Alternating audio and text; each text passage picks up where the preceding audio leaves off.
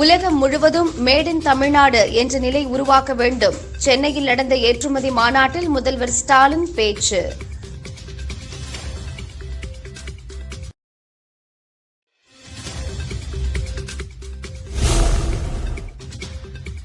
தடுப்பூசிகளை ஏற்றுமதி செய்ய இந்தியா முடிவு. ஏழை நாடுகளுக்கு உதவ முடியும் என WHO பாராட்டு. கோடநாடு எஸ்டேட் கொலை கொள்ளை வழக்கு குற்றம் சாட்டப்பட்ட இருவரிடம் ஊட்டியில் தனிப்படை விசாரணை.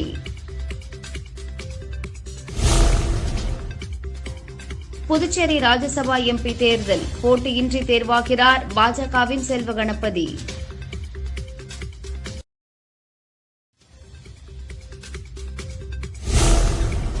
ஐநா மாநாட்டில் பங்கேற்க சிறப்பு விமானத்தில் அமெரிக்கா புறப்பட்டார் பிரதமர் மோடி.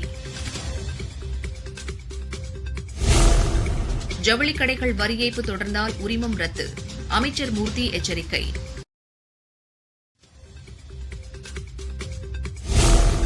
சென்னையில் கொட்டி தீர்த்த மழை, தமிழகத்தில் 10 மாவட்டங்களில் மழைக்கு வாய்ப்பு.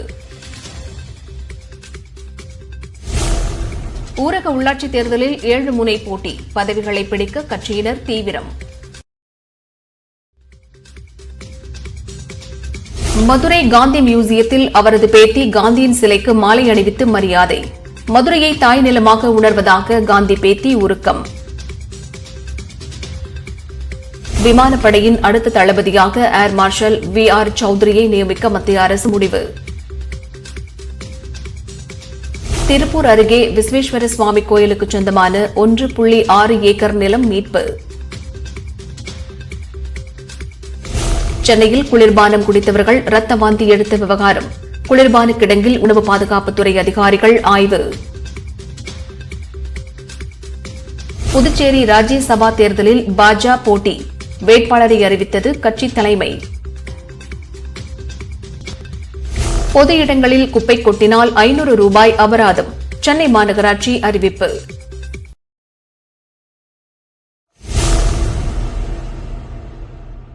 ஏற்றுமதியில் ஏற்றம், முன்னணியில் தமிழ்நாடு என்ற ஏற்றுமதி மாநாடு சென்னை கலைவாணர் அரங்கில் நடைபெற்றது. மாநாட்டில் பேசிய முதல்வர் ஸ்டாலின், இந்தியாவிலேயே ஏற்றுமதியில் சிறந்து விளங்கும் 3வது மாநிலம் தமிழகம் என்று சுட்டிக்காட்டினார். தமிழகத்தின் புவிசார் பொருட்களுக்கு உலக அளவில் நல்ல வரவேற்பு உள்ளது. அதன் தரத்தை பாதுகாப்பது முக்கியம். மேட் இன் இந்தியா என்பதைப் போல உலகம் முழுவதும் மேட் இன் தமிழ்நாடு என்ற நிலை உருவாக்க வேண்டும் என்று தொழில்துறையினரை கேட்டுக் கொண்டார். உலகத்தின் மூளை முடுக்குகளிலெல்லாம் மேட் இன் இந்தியா சொல்லிட்டு இருக்கும் போறோம். அது மாதிரி மேட் இன் தமிழ்நாடு என்ற குரல் ஒலிக்க வேண்டும். அதுதான் எங்கள் ஆசை, லட்சியம். அந்த லட்சியத்தை நோக்கி எங்களின் பயணம் நிச்சயமாக அமைந்திடும். 2030ஆம் ஆண்டிற்குள் $1 டிரில்லியன் பொருளாதாரத்தை தமிழ்நாடு அமைத்திட வேண்டும் என்று இந்த இலக்கினை நாங்கள் நிர்ணயித்திருக்கிறோம். இதை அடைய வேண்டுமெனில் தற்போது $26 பில்லியன் இருக்கும் மாநிலத்தின் ஏற்றுமதியை 2030ஆம் ஆண்டிற்குள் $100 பில்லியன் உயர்த்திட வேண்டும். உலக வர்த்தக வரைபடத்தில் தமிழ்நாடு மிக பெரும் வளர்ச்சி பெறுவதை ஒரு சவாலாக நாங்கள் எடுத்துக்கொண்டு அல்லும் பகலும் உழைத்துக் கொண்டிருக்கிறோம்.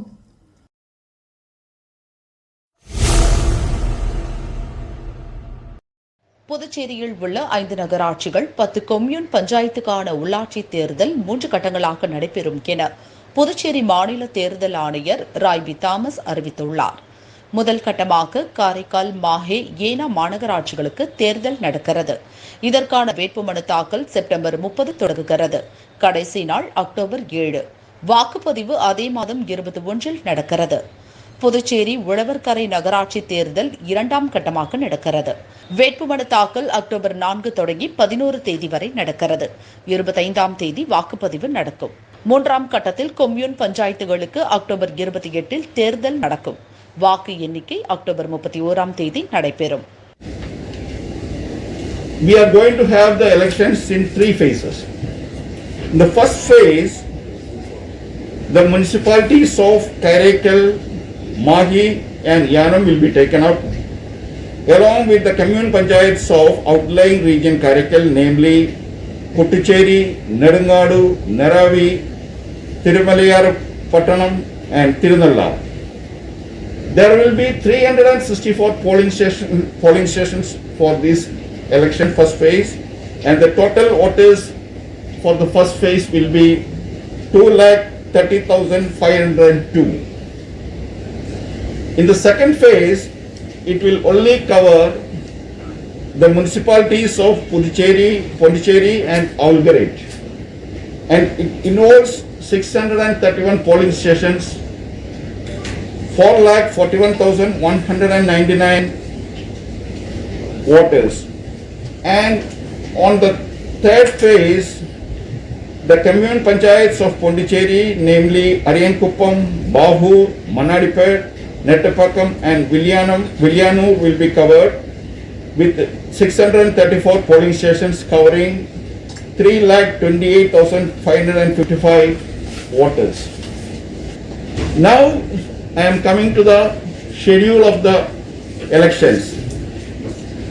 The first phase of election, I said we are covering Karaikal, Mahi, Yanam, Kuttucherry, Nedungadu, Neravi, TR Pattanam and Tirunellar. Here the date of notification of election will be, and the start of filing of nomination will be on 30th September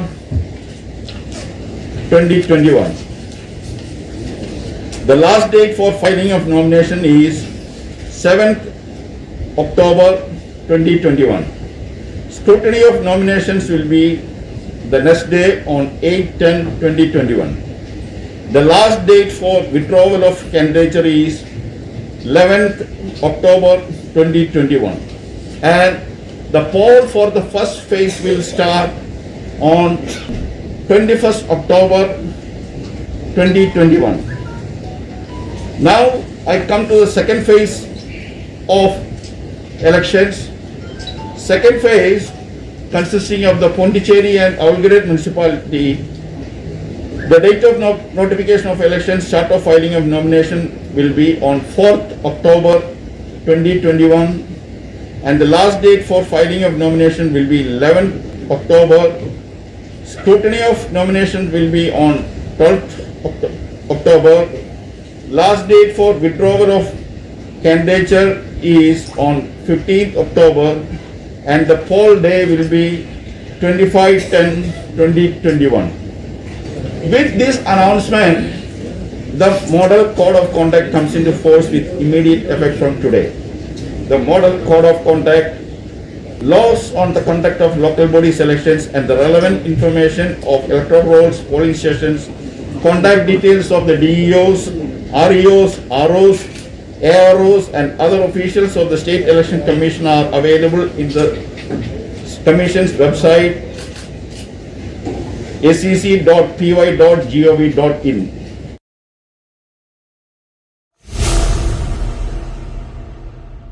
Puducherry உள்ளாட்சி தேர்தலில் NR Congress உடனான கூட்டணி தொடரும் என்று பாஜக மேலிட பொறுப்பாளர் நிர்மல்குமார் சுரானா கூறினார். புதுச்சேரி ராஜ்யசபா எம்பி தேர்தலில் பாஜக முதன்முறையாக போட்டியிடுகிறது. மாநில வளர்ச்சிக்கு பாஜக எம்பி உறுதுணையாக இருப்பார் என்று உறுதியளித்தார். லோக்கல் பாடி எலெக்ஷன்ஸ் ஆகணுன்றது எங்களுடைய அஜெண்டா. பிஜேபியோடைய அஜெண்டா என்னன்னு கேட்டீங்கன்னா, we are for local body elections to the last governance point வரைக்கும் போகணுன்றது பிஜேபியோடைய ஸ்லோகன் இது.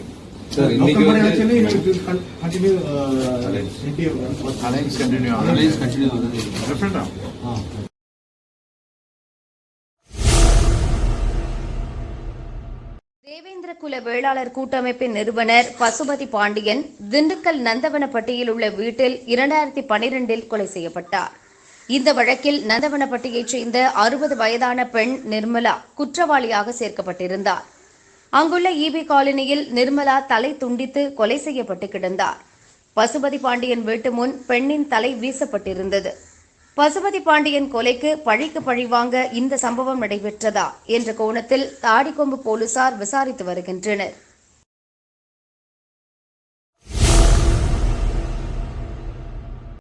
கோவிட் ஊரடங்கு தளர்வில் திருப்பதி கோயிலில் தரிசனம் செய்ய அனுமதி அளிக்கப்பட்டுள்ளது. தற்போது இரவு 11:30 மணி வரை இலவச தரிசனத்திற்கு அனுமதிக்கப்படுகிறது. அக்டோபர் மாதத்திற்கான 300 ரூபாய் விரைவு தரிசன டிக்கெட்டுகள் வியாழனன்று காலை 9 மணிக்கு தேவஸ்தான இணையதளத்தில் வெளியிடப்பட உள்ளது. இந்நிலையில் ஆன்லைனில் முன்பதிவு செய்யும் பக்தர்களுக்கு புதிய விதிமுறைகளை தேவஸ்தானம் அறிவித்துள்ளது. அதன்படி ஆன்லைனில் பதிவு செய்பவர்கள் 2 டோஸ் கோவிட் தடுப்பூசி செலுத்தியதற்கான சான்றிதழ் அளிக்க வேண்டும் அல்லது 72 மணி நேரத்திற்குள் எடுக்கப்பட்ட கோவிட் நெகட்டிவ் சான்றிதழ் சமர்ப்பிக்க வேண்டும் என தெரிவிக்கப்பட்டுள்ளது.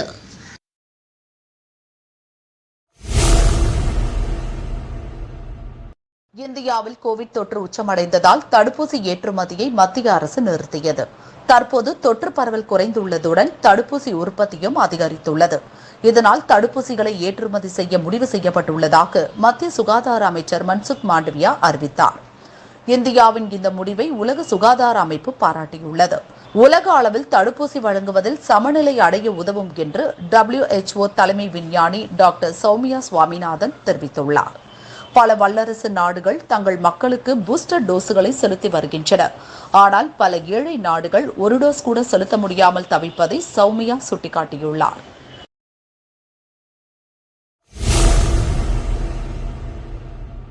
இந்தியாவில் மேலும் 26,000 பேருக்கு தொற்று உறுதியானது. அதிகபட்சமாக கேரளாவில் 15,768, மகாராஷ்டிராவில் 3,131 பேர் பாதிக்கப்பட்டுள்ளனர். மொத்த பாதிப்பு 3,35,00,000 உள்ளது. மேலும் 383 பேர் இறந்தனர். பலி எண்ணிக்கை 4.46 லட்சத்தை நெருங்கியது. மேலும் 34,000 பேர் டிஸ்சார்ஜ் செய்யப்பட்டனர். குணமடைந்தோர் எண்ணிக்கை 3,28,00,000 நெருங்கியுள்ளது. டிஸ்சார்ஜ் விகிதம் 97.8 உயர்ந்துள்ளது. 3 லட்சம் பேர் சிகிச்சையில் உள்ளனர்.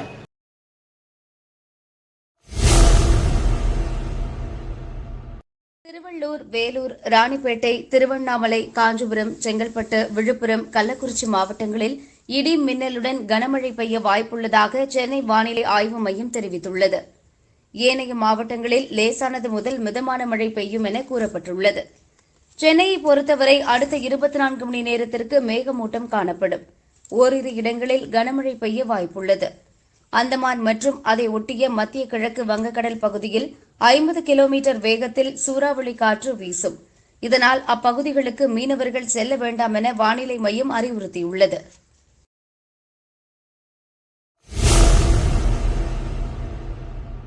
அரியலூர் ஜெயங்கொண்டம் அருகே வடவீக்கம் கிராமத்தை சேர்ந்தவர் கூலி தொழிலாளி சரவணன்.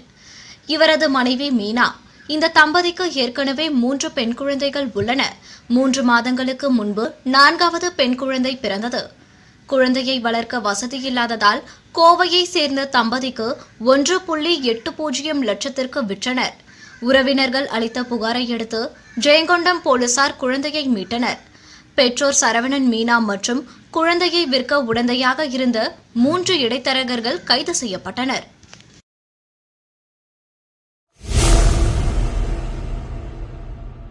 கோடநாடு கொலை கொள்ளை வழக்கில் குற்றம் சாட்டப்பட்டவர்களிடம் மேல் விசாரணை நடைபெற்று வருகிறது.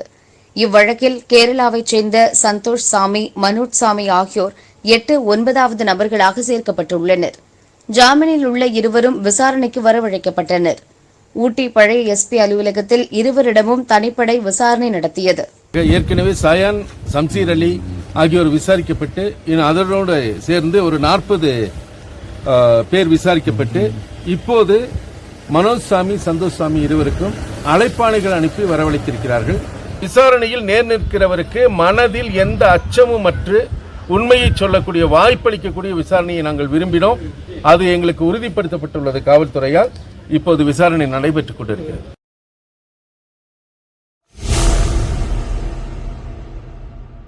கரூர் மாவட்ட ஊராட்சி கவுன்சிலராக இருந்தவர் முத்துக்குமார். அதிமுகவை சேர்ந்த இவர் கடந்த சட்டமன்ற தேர்தலில் கிருஷ்ணராயபுரம் தொகுதி வேட்பாளராக களமிறக்கப்பட்டார். இதற்காக கவுன்சிலர் பதவியை ராஜினாமா செய்தார். ஆனால் தேர்தலில் தோற்றார். முத்துக்குமார் ராஜினாமா செய்த மாவட்ட ஊராட்சி கவுன்சிலர் பதவிக்கு தேர்தல் அறிவிக்கப்பட்டுள்ளது. இந்த தேர்தலில் முத்துக்குமாரையே மீண்டும் நிறுத்துகிறது அதிமுக. முன்னாள் அமைச்சர் MR விஜயபாஸ்கருடன் வந்த முத்துக்குமார் தான் தோன்றிமலை ஊராட்சி ஒன்றிய அலுவலகத்தில் வேட்புமனு தாக்கல் செய்தார். மாண்புமிகு முதலமைச்சர் அவர்களுடைய வழிகாட்டுதலின்படி தேர்தல் பணிகளை சிறப்பாக செய்து இந்த 4 மாத திமுக ஆட்சியினுடைய அவலங்களை எடுத்துரைத்து நாங்கள் இந்த தேர்தலில் நிச்சயம் வெற்றி பெறுவோம்.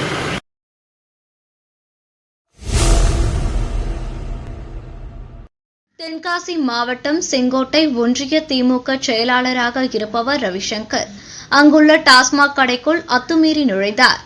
திமுக ஆட்சிக்கு வந்து இத்தனை நாட்கள் கடந்த பின்னும் ஸ்டாலின் போட்டோவை மாட்டாதது ஏன் என கேட்டு ஊழியர்களிடம் தகராறு செய்தார். திமுக ஆட்சி நினைச்சா அதிமுக ஆட்சி நினைச்சா அதிமுக எம்எல்ஏ கொடுத்த படத்தை போடுவேன், திமுக முதலமைச்சர் படத்தை போட மாட்டாங்க. என்ன நினைச்சிட்டு இருக்கீங்க நீங்க எல்லாம்? என்ன நினைச்சிட்டு இருக்கீங்க நீங்க எல்லாம்? என்னைக்கு போடுவேன்? ஆட்சிக்கு வந்து நீங்க எத்தனை நாள் ஆச்சு? நாங்க எங்க தலைவர் படம் இல்ல, எங்க முதலமைச்சர் படம் இல்ல. அதிமுக எம்எல்ஏ குட்டியப்பா சொல்ற படத்தை நீ சேனல்ல எல்லாம் உன்னை பத்தி தெரியும். உன்னை பத்தி தெரிஞ்சுட்டு தான் பேசுறோம். முன்னாடி போட்டியா? ஆட்சி மாறினோட எங்க தலைவர் படத்தை நீ போட்டுக்கணுங்களா? நாளையே ஸ்டாலின் போட்டோவை வைப்பதாக டாஸ்மாக் ஊழியர்கள் உறுதி அளித்த பிறகே திமுக நிர்வாகி கடையை விட்டு சென்றார்.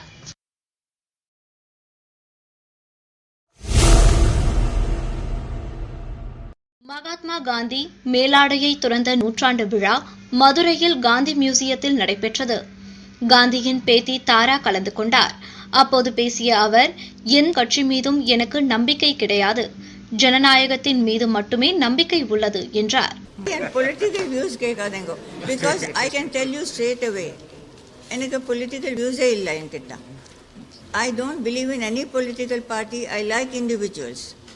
I believe in the strength of democracy. Gandhi was a Nagarik's, a citizen's fight. It was not a government's fight. So politics out.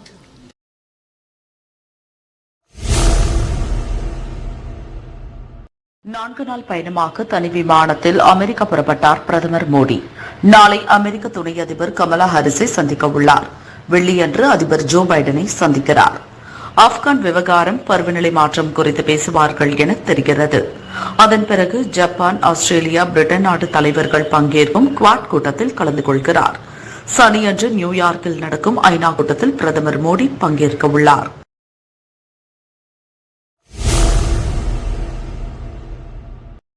அமெரிக்காவில் கோவிட் பரவல் குறைந்ததால் பள்ளிகள் மீண்டும் திறக்கப்பட்டது. பள்ளிக்கு சென்று வரும் குழந்தைகள் தொற்றுக்கு ஆளாவது அதிகரித்து வருகிறது. கடந்த 6ஆம் தேதி மட்டும் ஒரே நாளில் மட்டும் கோவிட் பாதிப்பால் 2500 குழந்தைகள் ஆஸ்பத்திரியில் சேர்க்கப்பட்டனர். கடந்த ஆகஸ்ட் கடைசி வாரத்தில் 2.5 லட்சம் குழந்தைகளுக்கு தொற்று ஏற்பட்டது. ஆஸ்பத்திரிகள் நிரம்பி வழிகின்றன. கடந்த ஜூன், ஆகஸ்ட் மாதங்களில் 4 வயதுக்கு உட்பட்ட குழந்தைகள், 12 முதல் 17 வயதுக்கு உட்பட்ட குழந்தைகள் தொற்றுக்கு ஆளாவது 10 மடங்கு அதிகரித்ததாக அமெரிக்க நோய் கட்டுப்பாடு மற்றும் தடுப்பு மையம் கூறியுள்ளது. குழந்தைகளுக்கு கோவிட் பரவல் அதிகரித்து வருவது பெற்றோர்களை கவலையில் ஆழ்த்தியுள்ளது.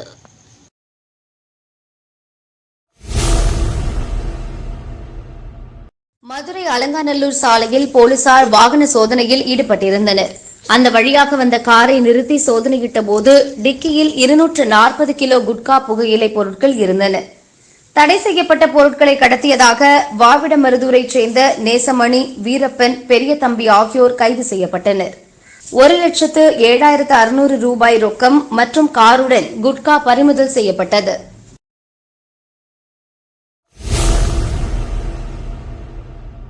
புதுக்கோட்டையில் உள்ள தனியார் மேல்நிலைப் பள்ளியில் ஆசிரியராக இருப்பவர் சண்முகநாதன். 11ஆம் வகுப்பு படிக்கும் மாணவியிடம் செல்போனில் ஆபாசமாக பேசி சண்முகநாதன் பாலியல் தொல்லை கொடுத்துள்ளார். மாணவியின் பெற்றோர் மாவட்ட எஸ்பி அலுவலகத்தில் புகார் செய்தனர். மாணவியிடம் சண்முகநாதன் பேசிய செல்போன் ஆடியோவை போலீசார் ஆய்வு செய்து வருகிறார்கள். விசாரணை நடைபெற்று வரும் நிலையில் பள்ளிக்கு கெட்ட பெயர் வந்துவிடும் என கருதி சண்முகநாதனை பள்ளி நிர்வாகம் டிஸ்மிஸ் செய்துள்ளது.